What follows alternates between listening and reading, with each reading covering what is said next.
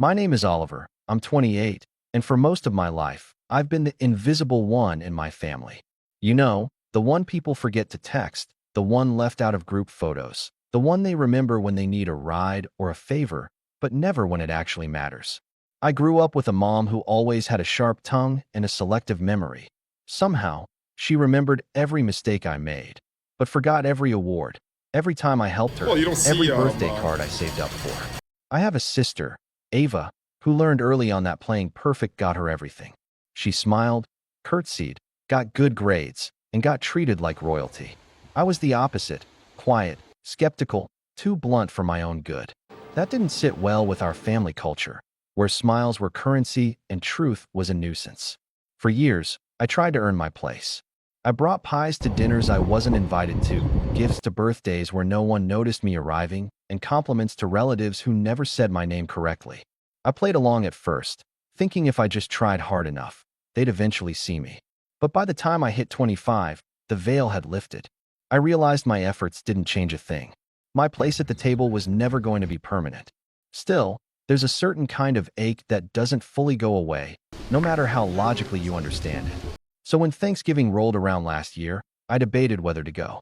My cousin Maya was the only person in that entire web of relatives who genuinely treated me like a human being.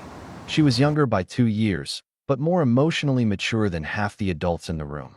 We'd grown closer over the years, DMs, occasional late-night calls, honest check-ins. So when she texted me the day before Thanksgiving saying, "You better show up. You know I saved you a spot," I caved. I figured maybe, if only for her, it was worth showing up again. I drove the 40 minutes out to my uncle's house, where Thanksgiving was always hosted. Classic suburbia, manicured lawn, tacky inflatable turkey in the front yard, and that unmistakable scent of butter, spices, and tension wafting out the open windows. I parked in my usual spot, 3 houses down, because my uncle's driveway was always full when I came late. As I walked up the front steps with a bottle of wine I knew no one would touch, I saw them through the screen door. My mom, my aunt, my sister, my uncle. Laughing, talking, smiling like it was a photo shoot for Dysfunctional Families Anonymous. I didn't expect a parade or even a hello. But what happened next wasn't just cold, it was deliberate. As I reached for the doorknob, the door opened, just a crack, and there was my Uncle Ron, filling the frame like a human roadblock. He didn't greet me, didn't smile. He just looked at me with that smug little twitch in his mouth and said, "You're not family anymore, Oliver. You need to leave." At first, I thought he was joking. I actually laughed, expecting the punchline. But he didn't move. Behind him, I saw my mom pass 2 plates across the table, one of them with the name card I recognized. Mine. She handed it, laughing, to Ava's boyfriend, a guy I'd only met twice. They clinked glasses. My chair, my seat, was filled before I even got a foot in the door. "I'm serious," Uncle Ron added. "You showing up just causes tension." I blinked. "Causes tension?" I repeated. "I haven't even walked in yet." He gave a mock sympathetic shrug. "Let's not make this worse than it needs to be. Just head home, okay?" I looked over his shoulder, locking eyes with my mom. She didn't flinch, didn't call him off. She just raised an eyebrow and took a sip of her wine like she was watching a mildly interesting TV show. For a moment, I thought about fighting back, raising my voice, making a scene, but I didn't. Instead, I did something that caught even me off guard. I nodded. Calmly, quietly. I stepped back. I walked down those steps with the same bottle of wine still in my hand, got in my car, and drove 2 blocks before pulling over. My hands were shaking, not with rage, but with something colder, something more final, because I'd seen all I needed to see. I wasn't family to them. I was a placeholder, a joke, a scapegoat when they needed someone to criticize, and an empty chair when they needed a space filler. But here's the thing. I had something they didn't know about. Months ago, I'd been slowly preparing for the moment I stopped trying. Something Maya and I had talked about more than once, over whispered calls and shared stories of being left out, overlooked, dismissed. She wasn't as loud about it, but she saw it too.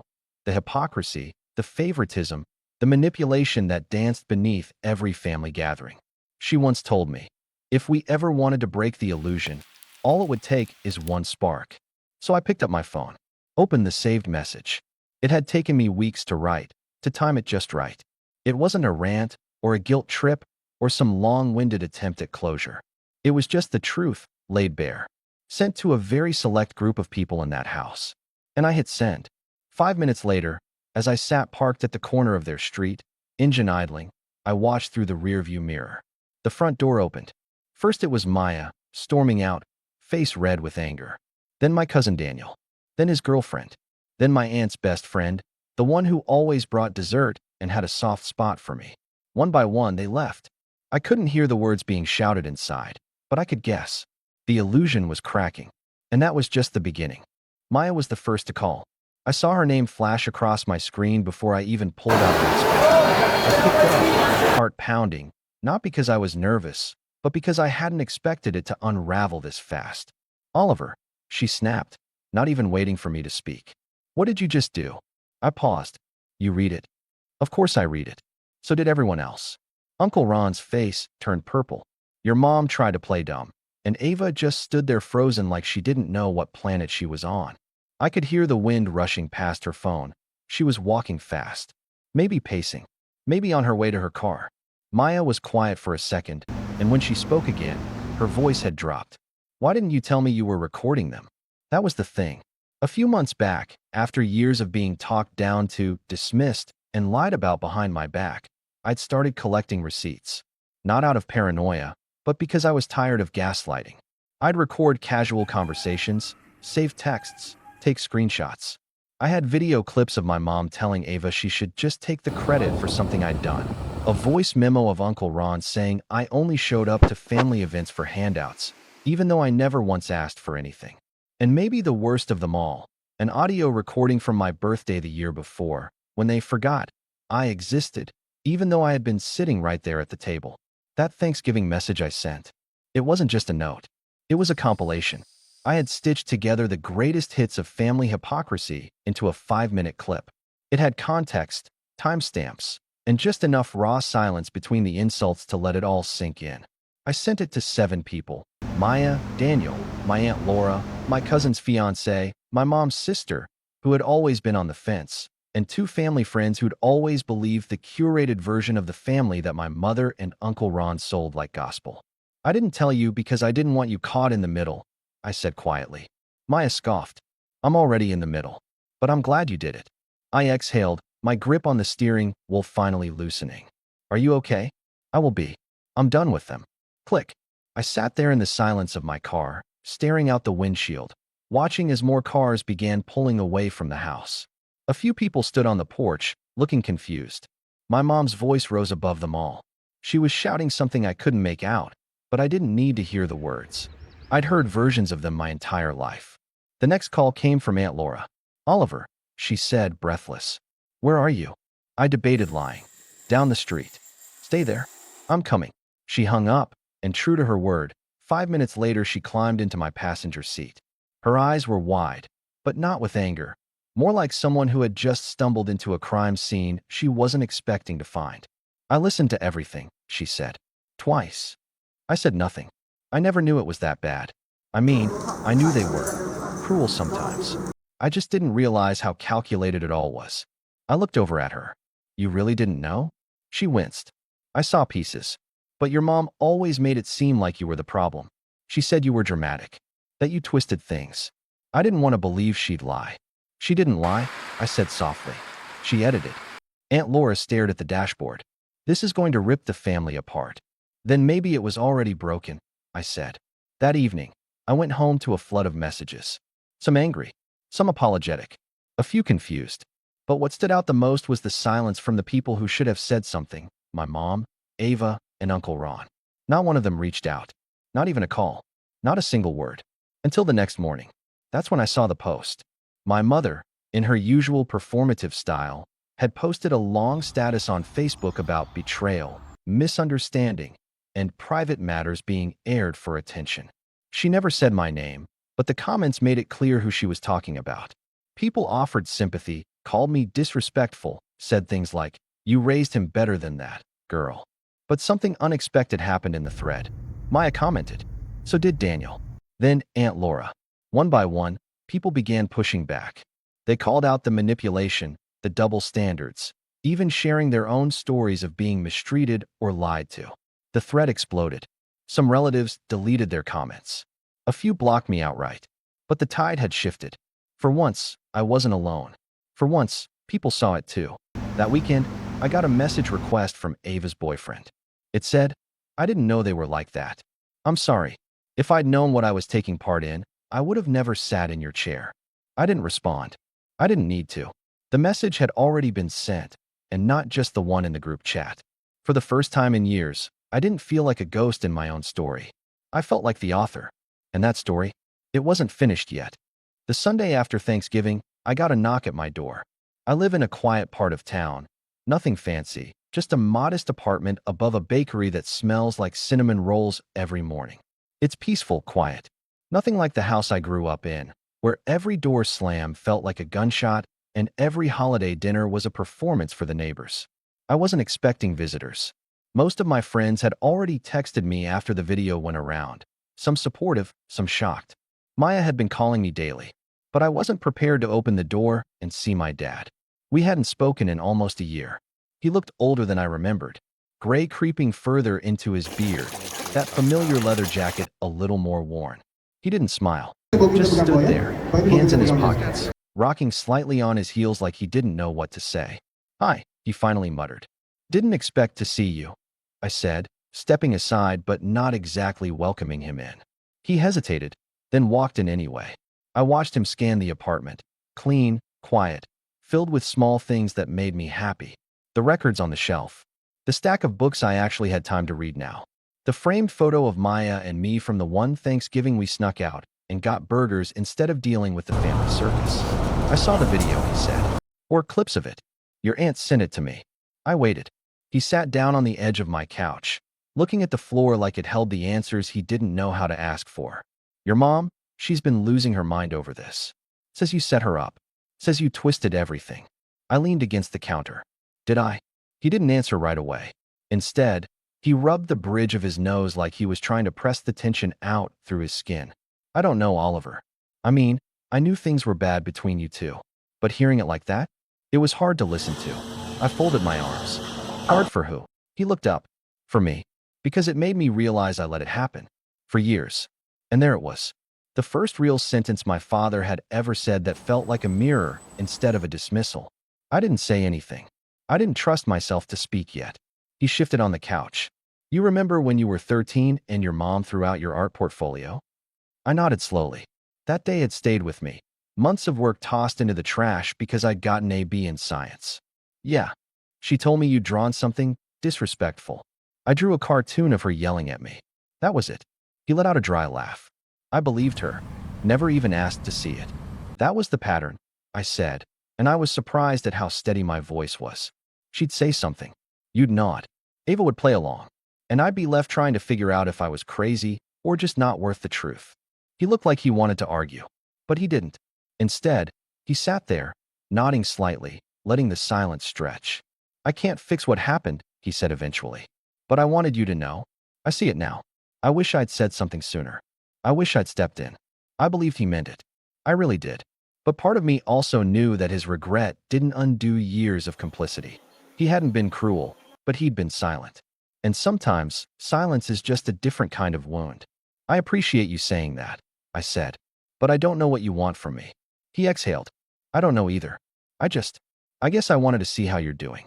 "I'm doing better," I said truthfully. "Now that I'm out of it. Now that I've stopped pretending they'll change." He nodded again. "They're planning damage control." "Of course they are.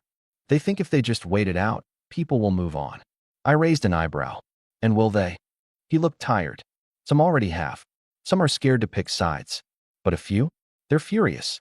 Especially with what you said about the money." "Oh, that part. See, what I hadn't mentioned to anyone outside that original message was the money trail.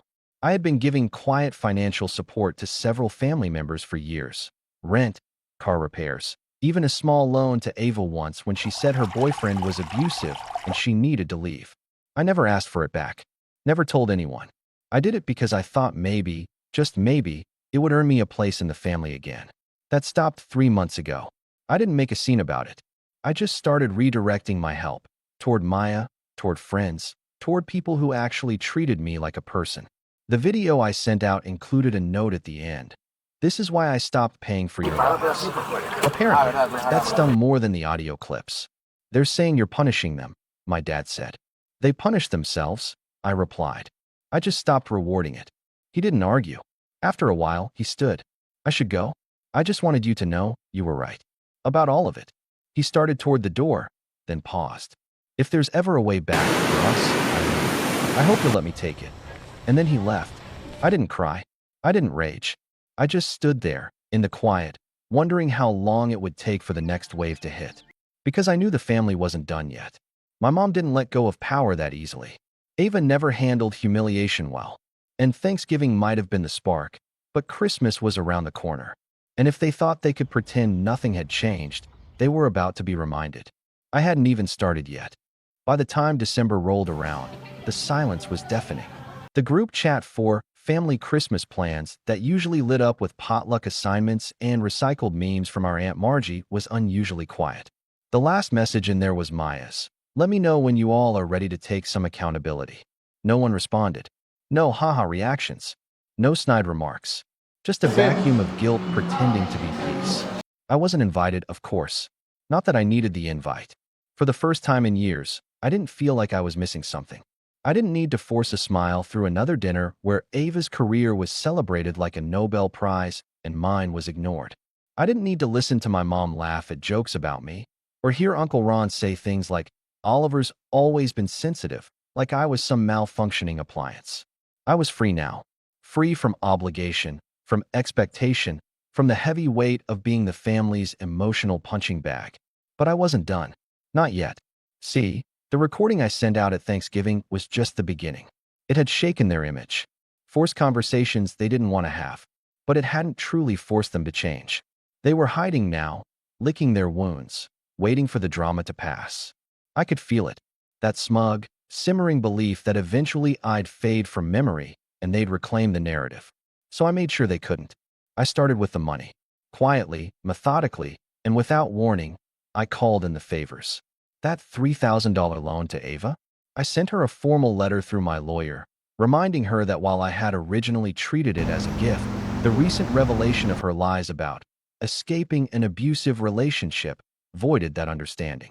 She was still with the guy. By the way, he showed up to Thanksgiving in my seat, laughing with my mom. I gave her 60 days to repay. No threats, no interest, just a paper trail. I canceled the recurring bank transfer that had been covering part of Uncle Ron's property tax. He never asked for help directly. He was too proud for that. But a few years ago, he hinted at tough times, and I stepped in. Every November, like clockwork, I'd send the amount due. Not this year. On December 3rd, his bank declined the payment request. My mom, though, she was the biggest one. For 5 years, I'd been covering the lease on her car. She never thanked me. Not once. It was expected. She made it clear that, as her son, it was my duty. I let it slide for too long. She didn't know the car was still in my name. On December 10th, I repossessed it. The phone calls came in like fireworks. First Ava, shrill and furious. Then Uncle Ron, trying to reason with me like I was some angry child. And finally, my mother. She didn't yell. She didn't cry. She just called and said, "So this is who you really are?" And I replied, "No, this is who you made me become." Click. Christmas Eve came. I didn't sit alone. I spent it with Maya and a few of our mutual friends. We made dinner together in her apartment, lit candles, played board games, and exchanged gifts that didn't need to impress anyone. It was the warmest holiday I'd had in years. Around midnight, Maya poured us each a glass of wine and sat beside me on the floor, pulling a blanket over our legs. "They called me," she said softly. "Let me guess," I said. "Damage control?" She nodded. "Your mom said I was choosing sides, that I was tearing the family apart." "You are," I said. "The part that needed to be torn down." She leaned her head on my shoulder. She also said something else, that she was going to set the record straight. I sighed. Of course she is. The next morning, I found out what she meant. My mom wrote a long post on Facebook, another performance, another attempt to flip the script.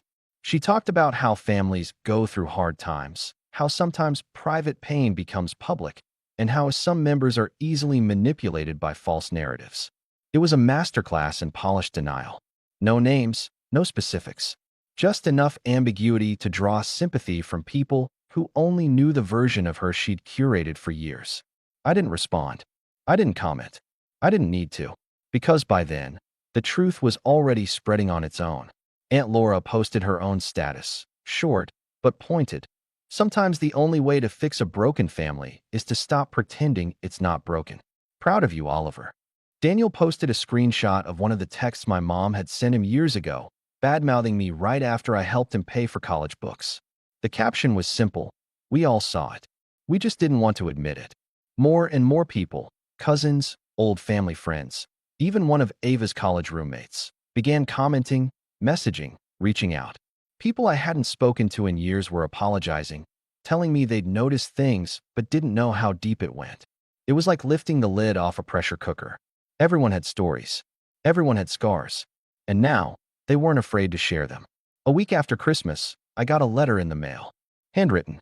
From my mom. It wasn't an apology. It was a warning. She said I was destroying the family's reputation, that I was making enemies I couldn't afford, that there were consequences to embarrassing people in public. It read like the final act of someone who had lost control and didn't know how else to claw it back. I folded the letter once and dropped it in the trash. I didn't need to fight her anymore. The truth was winning on its own. By the time New Year's Eve rolled around, the family had split into two camps.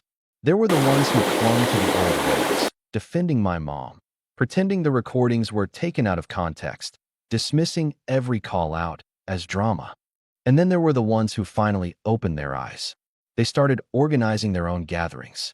Maya hosted a brunch in January and invited everyone she trusted. Over 20 people showed up. Uncle Ron wasn't one of them. Neither was Ava. Neither was my mother. I've had to grieve, in a way, not just the loss of a family I never truly had, but the version of me that kept waiting for their love to come wrapped in approval. I let that version die, buried him with the guilt, the people-pleasing, the endless ache for validation. Now I'm living. I started writing again, something I hadn't done since high school. I launched a small freelance business. Maya and I are closer than ever. And every so often, someone reaches out. Someone who saw what happened, who recognized their own family in my story, who says, "Thank you for saying something." I've felt this way for years. So if you're reading this and thinking about the family members who mock you, who use your love like a leash, who only call when they need something, listen to me. You don't have to stay in that house just because your name is on the mailbox. You don't owe anyone your silence to keep the peace they never gave you. Sometimes, the bravest thing you can do is stand at the front door they slammed in your face, turn around, and never look back. I didn't lose a family. I shed one. And in the quiet that followed, I finally heard my own voice again. Clear, unapologetic, free.